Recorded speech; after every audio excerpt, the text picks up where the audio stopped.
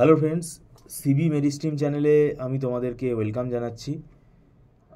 তোমরা যারা MAKAUT university থেকে বিসিএ পড়ছো এবং 2025 সালে যারা তোমরা থার্ড সেমেস্টারে উঠলে, এবার থার্ড সেমেস্টারে বিসিএর যে আমাদের সিলেবাসটা আছে, এই সিলেবাসটাও কিন্তু অনেক বড় এবং সাধারণভাবে আমাদের অড সেমেস্টার ডিসেম্বরে হওয়ার কথা থাকে। ডিসেম্বরে যদি হয় তাহলে কিন্তু সময়টা বেশি পাওয়া যাবে না, কেননা আমাদের একটা ফেস্টিভ্যাল সিজন থাকে, দুর্গাপুজো, ভাইফোঁটা, কালী পুজো।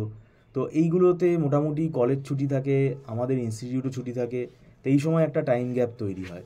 আবার ডিসেম্বরে যদি পরীক্ষা হয় তাহলে নভেম্বর মাসেই কিন্তু একটা সিএ এক্সামের টাইম চলে আসে। সেখানে স্টুডেন্ট আমরা দেখেছি খুব একটা পড়ে না, তারা ওই পরীক্ষার জন্যই ব্যস্ত হয়ে যায়।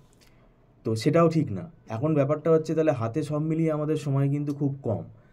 মোটামুটিভাবে হাতে আমরা জুলাই মাস থেকে যদি ধরি, July, August, September, October, November, July, August, September, October, November, এই 5 মাস মতো আমাদের টাইম আছে। এবার ছুটিগুলো বাদ দিলে সময়টা কিন্তু পুরোপুরি 5 মাস আমরা পাচ্ছি না। তো এবার দেখো, এখন যে সিচুয়েশানটা, এখন যেভাবে পরীক্ষা হচ্ছে, সেখানে কিন্তু কোনো সাজেশান কাজে দিচ্ছে না। তাই আমরা বলছি যে সব পড়ে যেতে হবে। এবার একটা স্টুডেন্টের পক্ষে সব পড়ে যাওয়াটা ওইভাবে ব্যাপারটা কিন্তু নন টেকনিক্যাল হয়ে যাচ্ছে। পড়তে হবে এমনভাবে যে আমাকে বুঝে পড়তে হবে, এবং এখানে কিন্তু পুরোটাই ম্যাথামেটিক্যাল পেপার। এগুলো কিন্তু সলভ করা শিখতে হবে। না শিখলে কিন্তু ভুল হয়ে যাবে। যতই তুমি টিউটোরিয়াল ভিডিও দেখো, প্রপার যে শেখা, কখন কী ধরনের কোয়েশ্চেন দিয়ে দেবে, টিউটোরিয়ালে একরকমভাবে তোমাকে একটা প্রবলেম সলভ করে দেখাচ্ছে, সব প্রবলেম কি সলভ করে দেখাচ্ছে? তো তখন যদি সেই ধরনের প্রবলেম দিয়ে দেয়, তখন সেটা ছেড়ে দিয়ে চলে আসতে হবে। তো একটা লেভেল অবধি টিউটোরিয়াল ভিডিও তোমাকে সাহায্য করতে পারে, কিন্তু পুরোটা সাহায্য করবে না। ব্যাপারটা কম্প্রোমাইজ হয়ে যাবে তখন। তো বিসিএ থার্ড সেমেস্টারে যেটা খুব ভাইটাল পেপার আছে, যেটাতে সাপ্লি পাওয়ার চান্সও খুব বেশি থাকে, সেটা হচ্ছে ডেটা স্ট্রাকচার। এবং ডেটা স্ট্রাকচার এটা আমাদের যে সিলেবাসে আছে, এটা হচ্ছে সি দিয়ে আছে। আর একটা হচ্ছে আমাদের পাইথন প্রোগ্রামিং রয়েছে। পাইথন প্রোগ্রামিংটা এটা সেমেস্টারে আমরা স্টুডেন্টদের বারে বারে বলি যে সেমেস্টারেই পাইথনটা ভালো করে শিখতে হবে, পরবর্তীকালে আর তুমি শেখার টাইম পাবে না। কারণ আমরা স্টুডেন্ট প্লেসমেন্ট ট্রেনিং করাতে গিয়েও দেখেছি যে সেমেস্টারে পাইথন ভালোভাবে সে জানে না। সে স্কুলে একটু হয়তো শিখেছিল, সেমেস্টারটা ভালোভাবে সে করেনি। কেননা আমাদের ইন্ডাস্ট্রিতে এখন কাজ করতে গেলে পাইথন জানাটা খুবই জরুরি। এবং পাইথন জানা মানে কি, পাইথনের কোন কোন মডিউলগুলো খুব ইম্পর্টেন্ট সেইগুলো বুঝে পড়তে হবে। কারণ পাইথন একটা বিশাল বড় মডিউল, অনেক বড় সিলেবাস।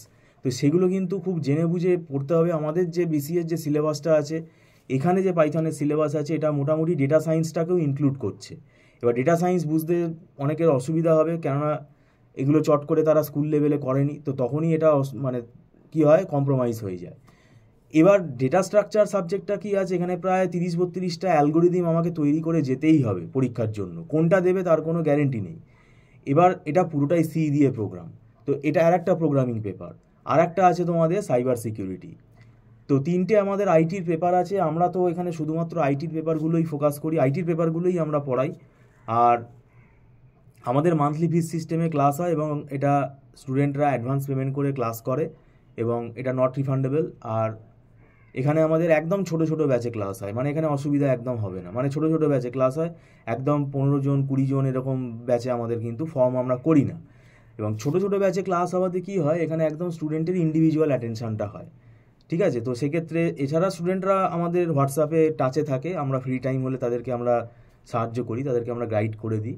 রেকর্ডিংয়ের একটা ফেসিলিটি আছে, সেটা টার্মস অ্যান্ড কন্ডিশনস বেসিসে, সেটা ভিডিওতে এখন পুরোটা বলা সম্ভব না, সেটা আমরা ওভারফোন গাইড করে দেবো। তো যাই হোক, আমি বলবো পড়া শুরু করে দাও। নিজেরা যদি একা একা কেউ পড়ো তাহলেও বলবো পড়া শুরু করে দাও।